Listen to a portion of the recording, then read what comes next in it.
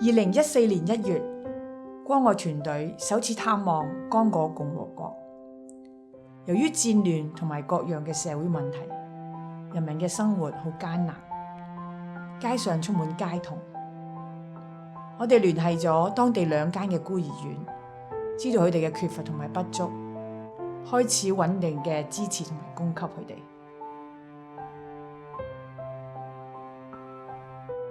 兒童之家男生嘅宿舍生活條件本來十分之惡劣，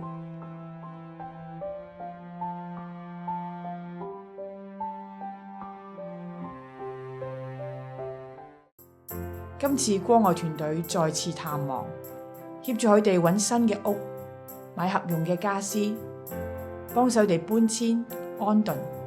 而家佢哋嘅生活已經有好大嘅改變。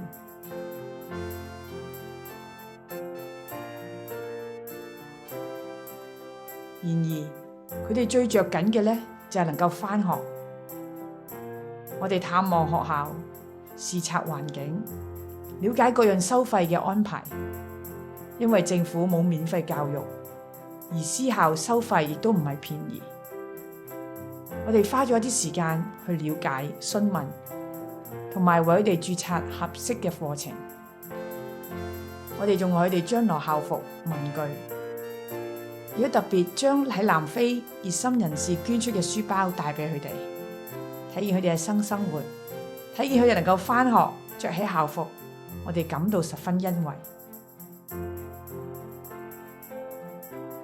我哋亦都為佢哋組織各樣團契活動、教會聚會，等佢哋學習聖經嘅真理，認識天父嘅愛，感受大家好似一家人咁樣互愛互助。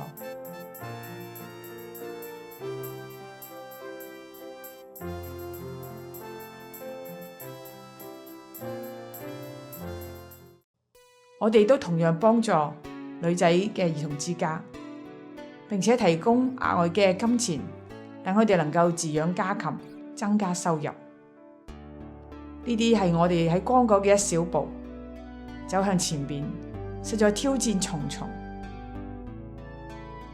雖然我哋已經投資買地，但由於政府同埋各樣條件嘅限制，我哋仍然等待有利嘅機會同埋合適嘅人選，先再作進一步嘅興建計劃。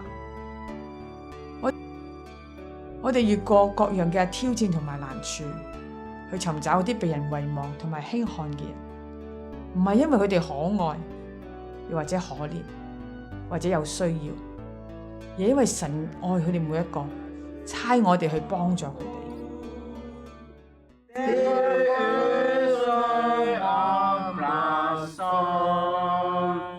Tu peux